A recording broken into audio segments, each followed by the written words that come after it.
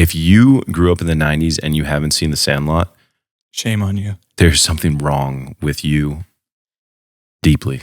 I'm just going to leave it there. I'm sorry. There's a lot of things wrong with me, I'll tell you that. But there's something wrong with you solely because you haven't seen The Sandlot.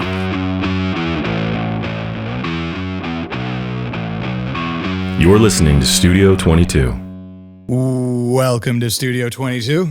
I'm your host, Will Meldman, with the other host, Brock O'Hearn. That would be me. How's it going, everybody? Even though I know you can't respond, I'm just going to assume. I'm not going to assume anything. I hope it's going well for you. You can respond in the comments down below. There you go. Thanks for coming back. Thanks for joining us. Today, we've got a little fun one. The top 20 best sports films of all time. And we've separated it into comedy and drama. Boom. Let's go. That's right. It's going to be a fun one. We have a really cool list. There's a lot that didn't make it up for debate, but this is our list, and this is we're sticking to it. We're sticking to it, guys. We're a product of our environment. We're 90s kids, which is going to be very evident. And but we picked a lot of good stuff. And we're about to get into the films right now, but one last thing we wanted to say to everybody is thank you for everyone who joined the Mother's Day giveaway. We were very grateful we got to do that and for you guys to be a part of it. And yeah, it's live. So happy Mother's Day to all you mothers out there. Again, thank you so much, and congrats to Fashionable Lindsay for winning. And we really appreciated the over 1,400 comments on that post. So you did well. You did well. Hell yeah. All right. Shall we? We're going to start at number 10. The top 10 sports comedies, right? So we're doing two lists here. We're doing top 10 sports comedy. We're doing top 10 sports drama. You cannot compare one film to another when it comes to comedy and drama. However, if we put them together, we are not lying in our title when we say the top 20 sports films of all time, because these would be our top 20 sports films of all time. We're just separating them. So, number 10, Dodgeball, a true underdog story. You can dodge a wrench, you can dodge a ball. Ben Stiller is an absolute legend. And we know it. I was telling you actually today, I was listening to a podcast and it was Jason Bateman and Ben Stiller on the podcast, and they were talking about Dodgeball because they were both in that film. And Jason Bateman was saying how he had no idea who this character was. He was on a lunch break essentially from the show that he was doing at the time, and he had no idea. And he's like, well, you know, would this guy have like a flaming dodgeball on his neck or something, like a tattoo? And they were like, yes, that's it. And so, you know, you see him as that character. It's those little insight things that I think are really great. But Dodgeball itself is just, what a phenomenal movie. What a hilariously phenomenal movie. He's done so many great comedies and films, everything from Tropic Thunder to, I mean, you can, you know, Meet the Parents. You can just go on and on. Ben Stiller is one of the goats of our generation for comedy, for sure. Yeah, and on a directing front as well, right? He just does so much, and he's not like he's stuck in one genre either. He just crushes everywhere. Right. What a legend, Ben Stiller. Dodgeball. We, and along with many others, approve. Number 9, Talladega Nights. Ricky Bobby. What a fun film. What an entertaining film. What are some of your favorite parts of the film? Oh my God, dude, I love this fucking movie. Dude, when he's running around, he's like, help me Jesus, help me Tom Cruise. Tom Cruise, use your witchcraft to get the fire. He's got like the praying to baby Jesus. Dear Lord, baby Jesus, I want to thank you for my family. My 2 beautiful sons, Walker, Texas Ranger, and of course my red-hot smoking wife, Carly. I could pray to whatever Jesus I want to pray to. Dude, I mean, it goes on and on, dude. It's just, this was a lot of fun making this list. Yeah. Because not only that, but there's all these other films that are on here that you just want to go back and rewatch. You know, we want to go, you could sit down and binge all of these and you're going to have the best time of your life watching films, I think, without a doubt. All right. Well, it's almost like we don't even need to quote them because everyone knows the quotes and knows the movies. And just insert your favorite quotes from each film or one of them into the comments and let us know, because we will laugh for hours just reading those if you guys want to dive in on that too. So Do our job for us. please entertain us. Yeah, no, but honestly, like, I totally agree. I'm just being funny, but I will look forward to reading the comments on this episode. Numero ocho. The Waterboy. Now that's what I call high quality H2O. Classic. I have a feeling Adam Sandler might appear on this list. And again, I just have a feeling. However, The Waterboy, I remember seeing it in theaters in San Francisco and just, I was kind of like, because we grew up on some of the other Adam Sandler films and then we're like, oh, a new one. It's a football movie. And then you get there and you're just like, My name is Bobby Boucher. oh my God, we suck again. I couldn't, I've probably watched that, I can't tell you, a couple hundred times over my life since I was a kid. Like we used to watch that, once a month at least. And Adam Sandler in general was like, when he came out in the 90s, he was just hit after hit after hit. And, foosball's the devil. Yeah. And just seeing him get so angry when he pictured people, right? Stop making fun of me. Oh, dang. And nobody could have done that better than Sandler in that role, man. So, Yeah. Classic, dude. You can do it. That's it. Number 7, Kingpin. Double or nothing, I can pick up that spare. We'll take that bet. Produced by our friend Bradley How do you do Thomas that? and Fairley Brothers. Incredible producers, great eyes, great tastes. These guys, all right, the top of the top. A lot of people don't know that film is like associated with Dumb and Dumber, Something About Mary, and all that through that producing group. Yeah, But Bill Murray, Woody Harrelson, yeah. Woody's so great. Is- Bill's so great. Bill Murray in this with the hair, The hair. and dude, you got ELO Electric Light Orchestra's showdown at the end. Like, I mean, this is just a win all around. And to put that in the bowling arena too, like it just ups the ante of hilarity, man. Like it's that's what I love is if you break down all of these different things and like just the hilarity of the story, the ethos of each film in what genre they're in, like whoever sat down and thought, An Amish person becomes a professional bowler. Nevada in a few weeks. First prize is $1 million. like you got to really sit down and you got to have a different kind of brain, which is so great and we're grateful for. So we are grateful. literally, because this is exactly what you're saying. Being '90s kids, like these films shaped our childhood, to a degree, and it's the stuff that set up humor for so many great people to do moving forward. So many people that I've been fortunate enough to work with that are have such incredible, illustrious careers. Like they'll quote these guys, they'll quote these films, and pay homage to them in the work that they do too. Just like Mel Brooks, for example, it's setting a precipice, and it's just been, just keep them coming, guys, keep them coming.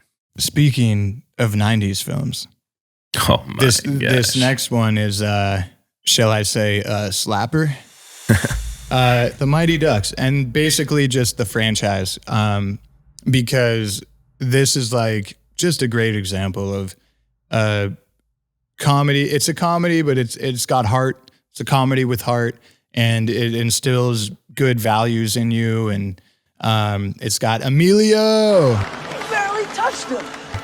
Estevez, and it's a classic. Do you remember seeing it the first time? I don't think I do. I just remember watching it over and over again.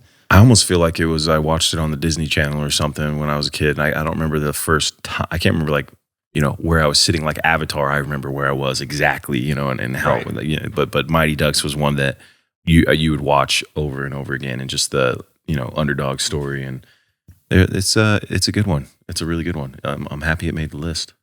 I was on a pot brownie downtown LA for Avatar. Really? Midnight showing, like the day of. I went with 3 of my fraternity brothers, and we all ate a brownie each, and every one of them fell asleep. Really? But I was so enthralled with the film. Oh my gosh. And it was 3D. And Yeah. like I was like, this is magnificent. It was a perfection. Perfection.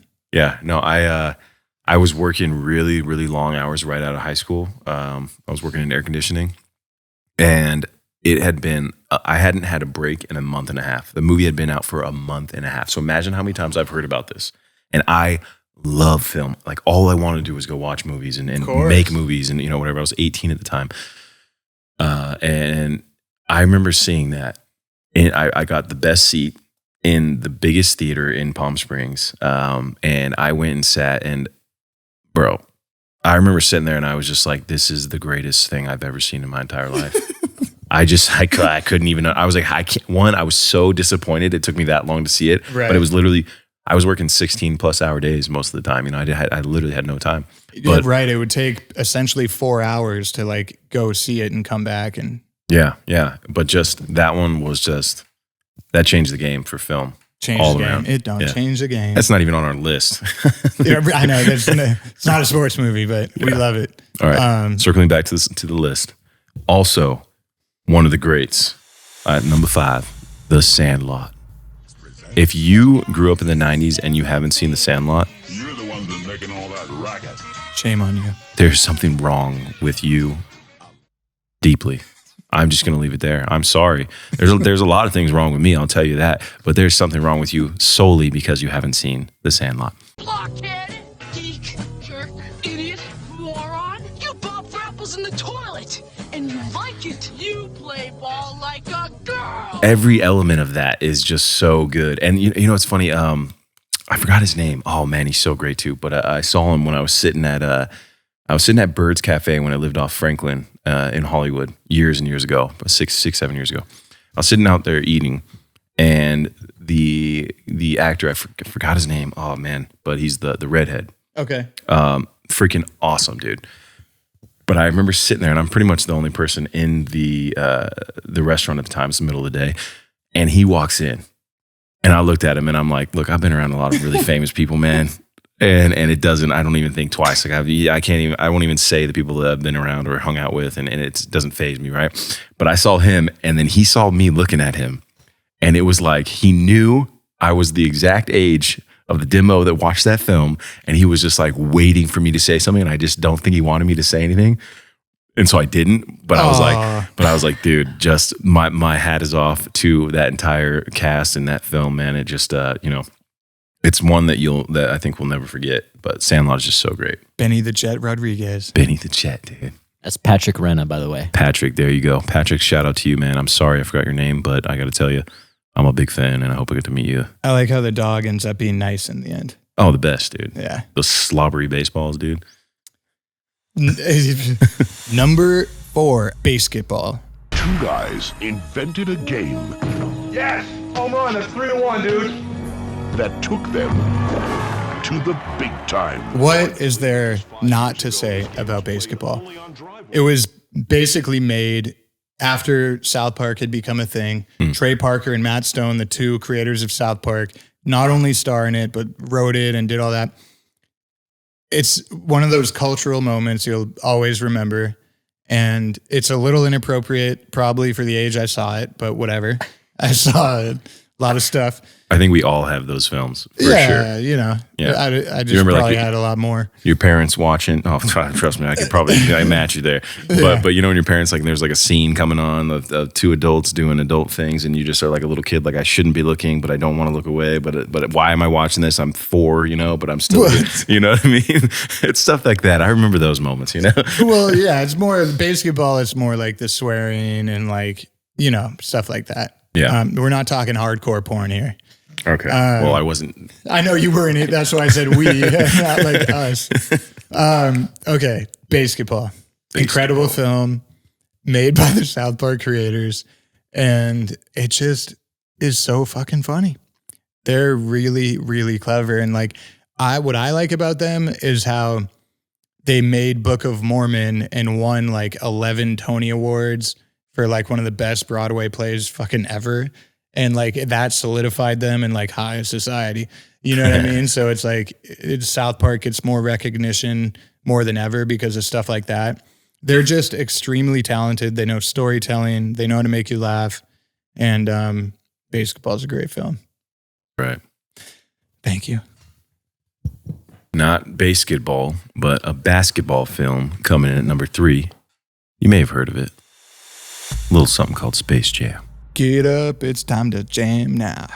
Got the real jam going now. I thought that was such a. I don't want to cut you off, man. I want to keep on. No, keep listening. going. Let me.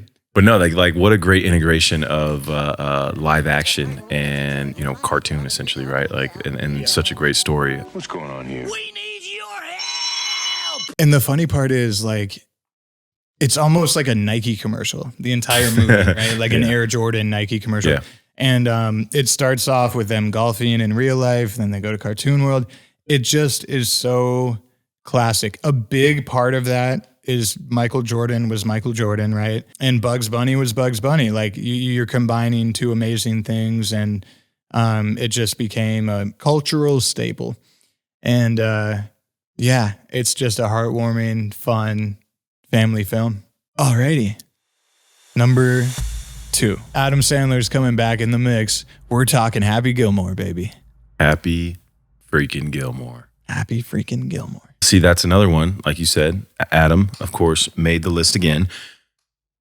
Guy's a comedic genius, dude. Doing the bull dance, feeling the flow, working. It made me want to golf. Like that swing is so iconic. I'm just like 400 yards away. It's unbelievable. The fact that he could still do it to this day. I just saw a video maybe like a week or two ago of him still doing it. And now they're doing the Will Ferrell, like kind of live PGA, show. Is that what we call it? Yeah, live PGA. Like, what would it be like? The drama between the two. That's the kind of the show, and he's supposed to be making a appearance, maybe as Happy Gilmore or something like that. But that'd be awesome. Yeah, I got to play a few holes with him in Maui. With Adam. With Adam. Yeah. Oh, that's awesome. It was fun. He's just such a normal dude, right? And I say that as like a term of endearment. Like he's just nice, easy. You know what I mean? And I think that like kind of is reflective of his comedy in the sense of like, he just kind of, I don't know how you'd even put that into words, because it's not like a detailed thing you can like overanalyze. Like it's just heartwarming, simple. He's in love with a girl. He needs money. He's helping his grandma. Yeah. Like, what's not to love? Shooter McGavin. Yeah, right. He's going to be on the tour. That's super. But yeah, dude, hilarious. All he wants to be is a hockey player. He's the worst hockey player, and then he turns into the best golfer. He's putting with a hockey stick. It's so great. 364 days till next hockey season. Got to toughen up. Yeah. It's so good, dude. So good. Yeah, he's just taking baseballs to the chest, right? To the forehead. Yeah. Hurt a little, but I'm all right. Carl Weathers. Oh, man. Such a legend. But here goes number 1. Number 1. Caddyshack. Number 1 sports comedy of all time, and I will live and die by that assessment. It is the most quotable, the funniest. You could put it on any time to cheer you up. It's got Rodney Dangerfield, Judge Schmelz. I don't even know the actor's name. I just know the character, even though he's like a very successful actor. I should. But like, it's just the best sports comedy ever made. It just is. Like Caddyshack. Yeah, and Bill's in that one, yeah. Bill Murray is in that one as well. Just a harmless squirrel, not a plastic explosive or anything. Nothing to be worried about. Like, what a cool thing too. Like, there's these eras of actors too. They're just such top tier professionals. They're so talented, so funny. The top of their craft, right? And then to see all of these iconic, and even our list of our top 10, right? This is just the comedies, but to see them reoccur in different films, it just goes to show how great they are, right? And it's like, we grew up with those dudes, whether we grew up with them or not, but we grew up watching them and idolizing some of them, enjoying their stuff, and they brought light and fun and a great escape to our lives. So especially with the comedies, man. So really, really freaking awesome all around. Caddyshack, well done. I think you bring up a really good point there. Like, they really do bring a lot of joy into people's lives. Like, if you can make a good comedy, you really are helping, like literally helping a lot of people. Yeah, I mean, yeah, that's the reason I love film. Why I want to be in film and continue to keep doing what I do and do it on the highest level I possibly can is because I knew what it did for me. It made me happy. It took me out of my world and put me in a different one. And I really enjoy that. And then, it's fun making people laugh. It's fun, telling stories and taking people on adventures, whether they get to leave their house or not, it's a good time. So these people just happen to be, and some of these hit, maybe they didn't expect them to also, but like Dodgeball, I don't think anybody really knew from what I was listening to this other podcast that it was going to be what it was. Right. And then you see it and then you get the reaction, and I can't remember what it did in box office. Maybe it was like 50 million the first week or something like that. Or no, I think it was definitely more than that. But it just exploded. Some of these films just exploded, and we still watch to this day, right? They're classics. They're timeless, and that's why they're on the list, right? That's why they're on the list, baby. Why they're on the list. And we have some honorable mentions that are still very good films. They just, we just didn't quite think they were worthy of the top 10, but they're worthy of top 20, and they're incredible movies nonetheless. Cool Runnings, Slapshot. Yeah, and then Semi-Pro, Major League, I think also are up there as well. I like this whole list we have here that we were picking from. It's not even the full list of films that, we would have on here, right? Blades of Glory. Like, we could really, really go on and on for this category. We just thought these 10 had the biggest effect on our lives, make us laugh the most. Yeah. Like me. Cultural impact. Still one of my favorite films on here too is, and maybe it wouldn't be considered the best to everybody, right? But I love The Replacements. Yeah, it's a great film. Keanu and dude, it's ones that make you feel stuff too, but it's also hilarity in front of it. And The Longest Yard. Yep, Longest Yard. What a classic. For sure. And like the old, it's like, how do you choose between the new one and the old one? Even though it's Longest Yard, I'd say, is right there with Major League and Cool Runnings and Slapshot and Semi-Pro. It's like they're right there, but they just didn't quite reach the heights of some of the other ones culturally. Yeah. I don't think. Even though they're big. Anyway, we could get caught in this for a long time. All right. Moving on to drama. We're going to get a little more serious here at Studio 22. A little more dramatic. Number 10, League of Their Own. Tom Hanks. Gina Davis, Madonna. And then Ann Cusack. She's incredibly talented as well. So they have a majorly stacked list. The Rockford Peaches. Kind of takes place where, there's a depletion of men because of World War II. And so because of that, the women kind of step in and, this baseball team, they end up being just incredible. And it's a really fun story, but it's very empowering, I think, for women as well. And I know my sisters loved it growing up. So that is going to be on our top 10. Big shout out, League of Their Own. A classic. Number 9, not a traditional sports film. Don't get angry here, but it's a great film nonetheless.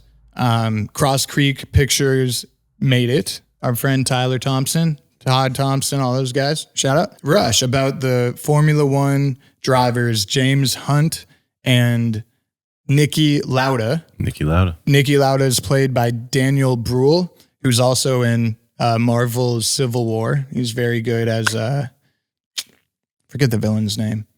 Anyway. But also in Marvel. And Chris Hemsworth as James Hunt, who's more of the, loosey-goosey, kind of cocky run-and-gun type driver. And Olivia Wilde is in it as well. It's an incredible film based off real-life events. Yeah. It had a huge impact on me when I watched it, and I thought it deserved to be on this list. And it really put, F1 kind of in a good spotlight, and gave it a lot of press where I think that's something that F1 and those sports really have, and I don't know this for sure, but I would say they've had a bit of a struggle with is getting more eyeballs, you know what I mean? And I think a film like that gave them another, revamp that helped the sport as a whole, because it's such a great sport. And always things like that, it's great story attached to it. So, and shout out again, Tyler Thompson for such a great, great film. He has such great taste, like the whole family at Cross Creek, everybody over there. They have such great taste, and they keep putting out hit after hit. It's amazing. Indubitably. All right, moving on to number 8. Will, you know this one. It's a sweet little song called Brian's Song. It's known as the ultimate guy cry movie. You two are the only black and white player rooming together on the team. Any problems so far? But it really is a sad story about a real life NFL player, Gale Sayers, and Walter Payton, and everyone's great in the film, and it just really is a very true and a very sad story that's well portrayed in the film, and leads to a super emotional ending, and it's a very, very powerful film. Like if you want to, if you're feeling emotional or want to get emotional, watch this one. And it's got a lot of uplifting themes like friendship and being a teammate and what that means. And it's a very classic film. And moving on. Number 7. Do you believe in miracles? Miracle.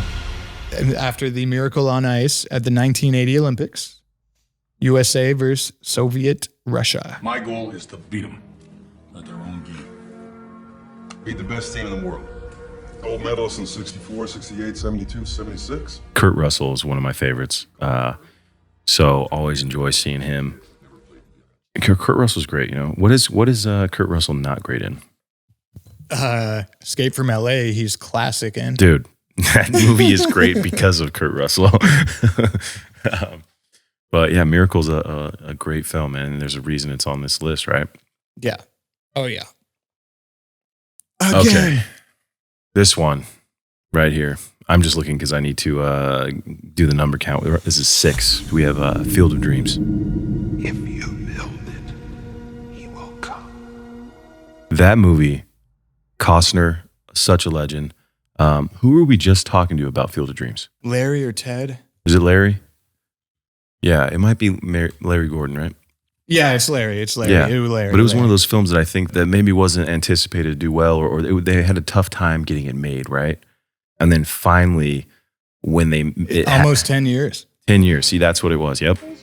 And after 10 years of perseverance, trying to get this thing made, it did. And I think, that film alone has one of the most iconic lines in film history, and the story itself of just, it's incredible. Like it just shows you too that, if Larry and if it wasn't the perseverance to get that done, that we wouldn't have that story. And I think that's just a unique, element that a lot of people may not know.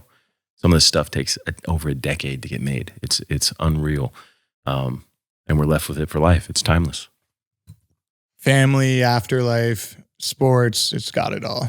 And Kevin Costner was coming off Dances with Wolves. Damn. Number 5, Cinco. Friday Night Lights. Booby, Miles, Waterbug. This one is fantastic. Peter Berg, shout out Peter Berg. Peter, the man. Classic football story. Another one based off a true story. Odessa, Texas. And versus Midland. It's not Midland. It's the other team. Dallas Carter. Yes. Odessa versus Dallas Carter in the finals. They did play Midland, though. You from Midland, right? You from Midland? Listen, huh? I want to this is cool, man. You just Booby Miles became an instant classic character.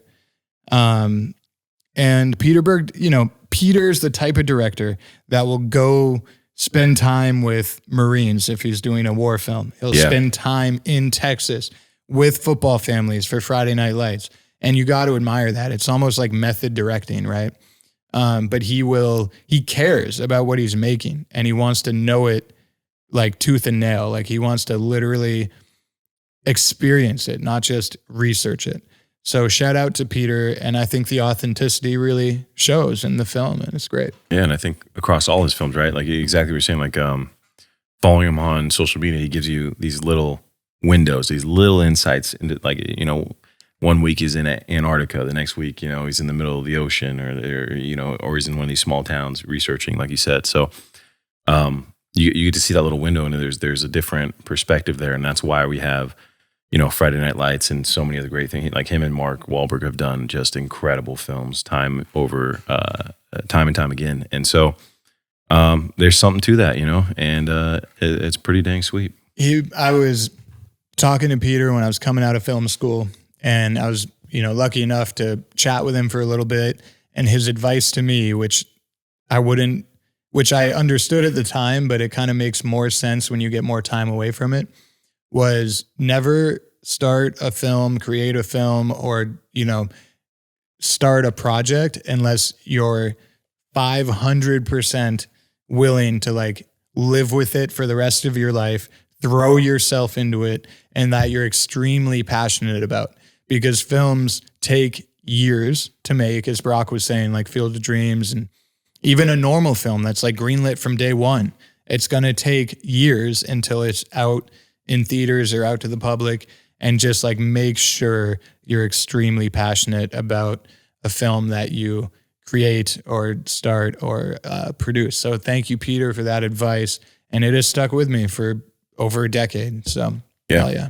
I remember the first time I met him too. He gave us some great advice. It was for the Super Bowl commercial he was shooting with Ryan Reynolds, right? Yeah, oh yeah. And that was a fun day. Yeah, it was. We went there that morning and got to meet him, got to meet Ryan, and he took some time out of the day in the middle of a shoot, which he's directing and getting paid to do, just to talk with us. So, great dude, talented dude. And yeah, if you want to go do something, love it, and go make it happen. Hell yeah. Number 4, remember the Titans. Why are you smiling? Football's fun. You think football is fun? Yes, no. Not anymore, though, is it? Is it? No, not fun. No, it's not fun anymore. Not even a little bit. Zero fun, sir. Denzel, Bill Paxton. Denzel's amazing. The coach. My favorite player is Julius. Julius. Side, strong side. Yeah. We're weak on the left side. We're not weak on the left side. It's not the problem. What is the problem? Yeah. Even though I'm on the right.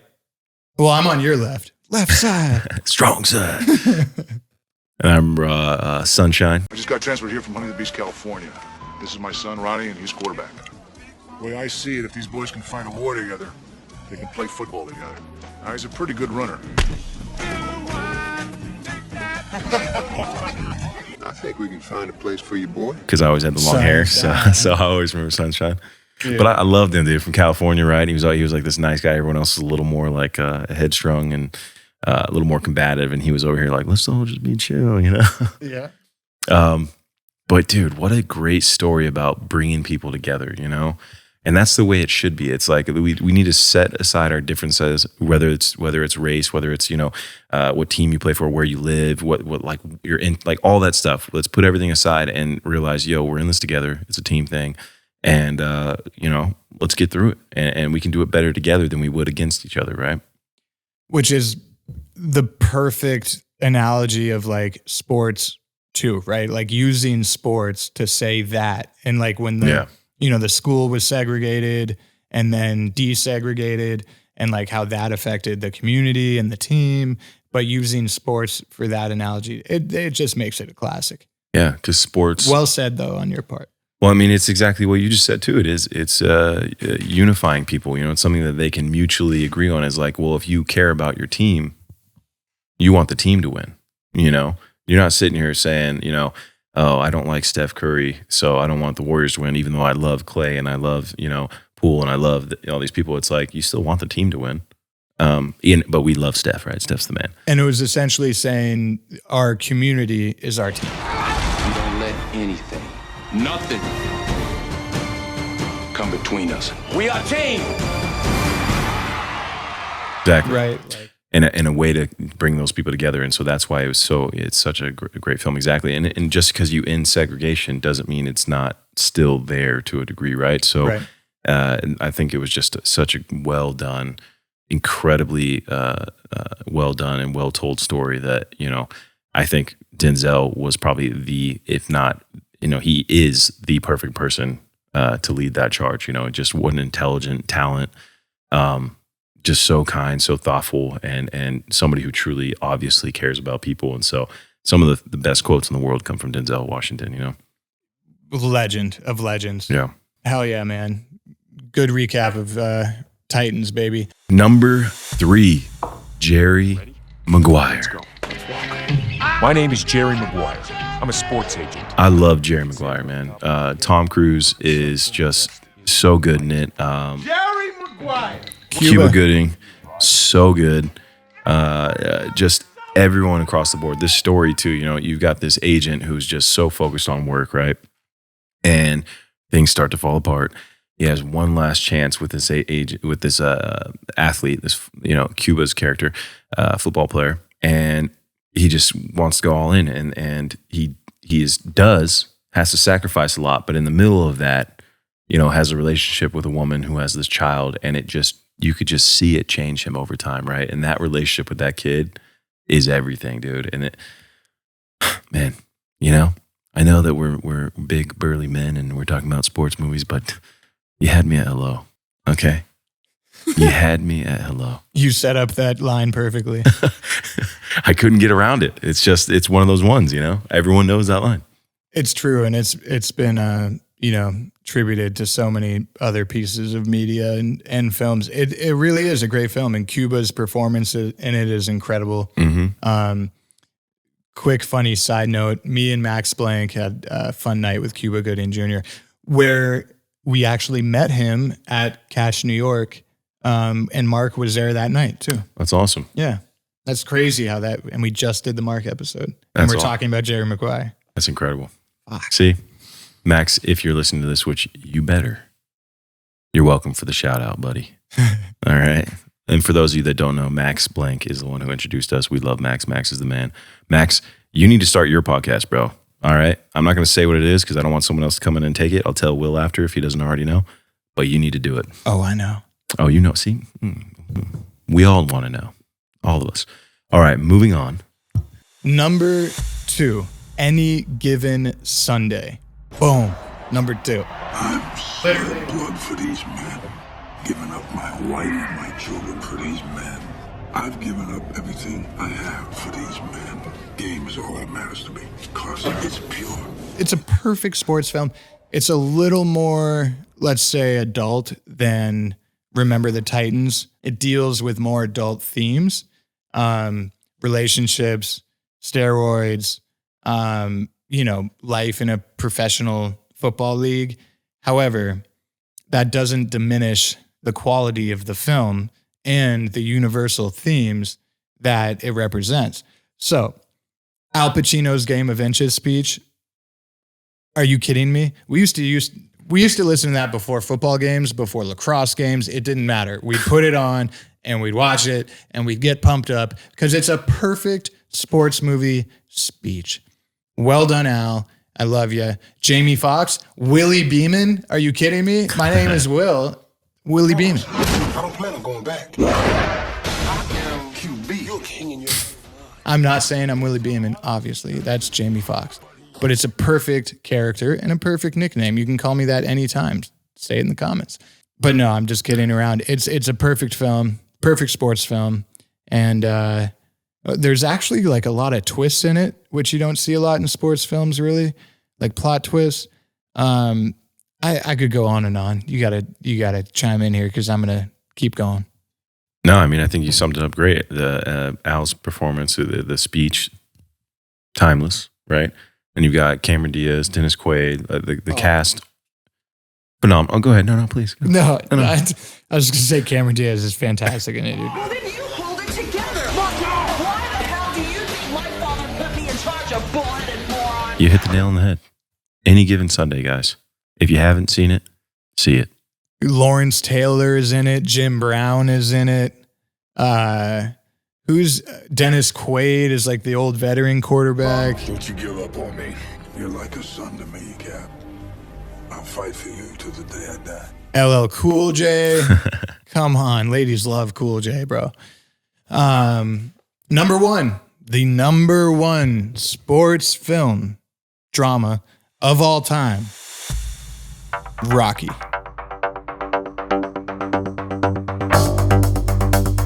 I mean, can you get more American than Rocky? Can you get more of an underdog story than Rocky? Can you get more of a better sports movie than Rocky? He doesn't even win at the end. Spoiler, it came out in the 70s. Wish me luck. I'm gonna need it. Good luck.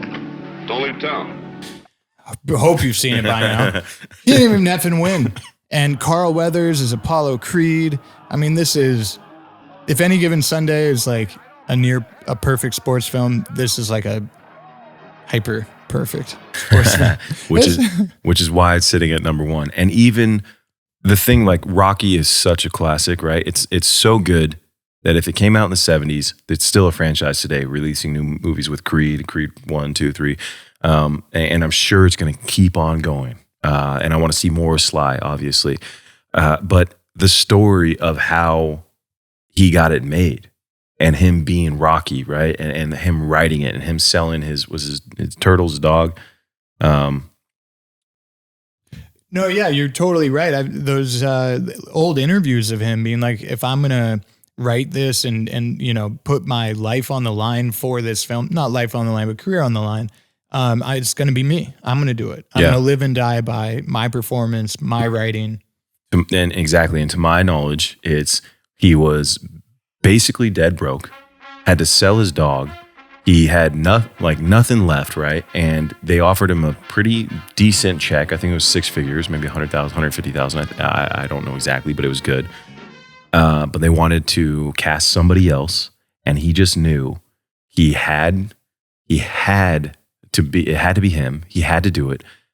He stuck with it, took a massive pay cut, and today we have Rocky, and I don't think anybody else could have done it better, because nobody, just like Peter Berg saying, you got to be 500% sure. Nobody could have been more sure about the story he was telling, the way he wanted to be told, the way he wanted to perform, the work ethic. You know, he's been shredded since day one. The guy, nobody works harder. Like, you can't work harder than that man has his entire life, but also physically, to get in that kind of shape. So, you know, it's a testament to, you know, willpower and living, knowing what you're supposed to do and what you're willing to give to get there. So, you know, he could have taken the bigger paycheck and, you know, been a little comfortable for a little while, but exactly, we wouldn't have Sylvester Stallone if he didn't do that. Very well said. Like, what movie franchise makes 7 movies and then reboots it with another side character, and we're coming off Creed 3?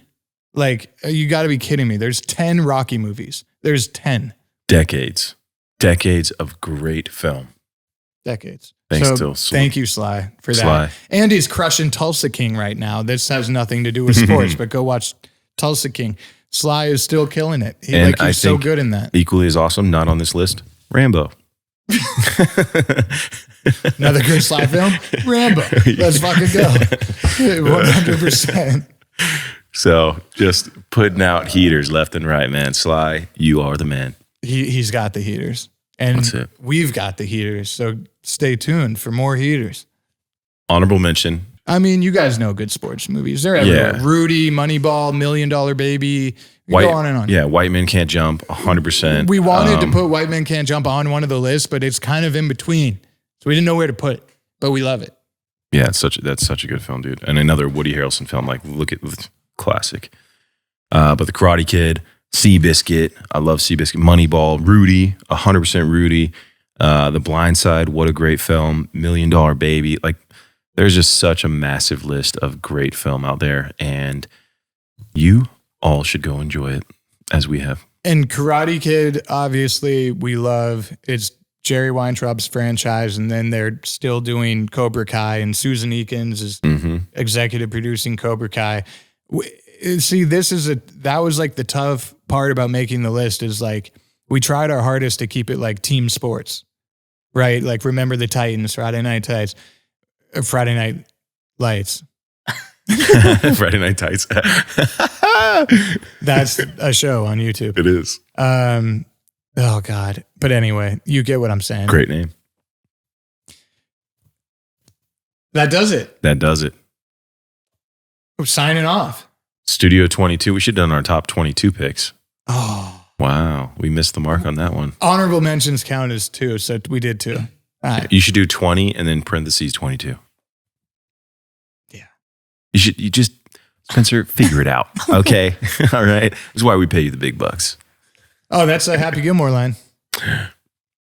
Yeah. You got to quit that hockey stuff and come play golf. Now you make the big bucks. All right. I love you guys. Check out McKenna episode 2, issue 2. Link below. You know, check out our episode with Tyler Thompson. Link below. Casey Diedrich. Where we below. actually talk about Rush. Exactly. Yeah. Yeah. So. And Tom Cruise. Legend. And Johnny Depp. Guys worked with some great people, I have to say. Check it out. Tyler Thompson. Love you all. This has been great. Remember, don't forget, put your favorite movie quotes from these top 22 in the comments below. Please. I want to read them. Until next time. Shooter. Thank you for watching Studio 22. Don't forget to like, share, and subscribe. And follow our socials at Studio 22 Podcast.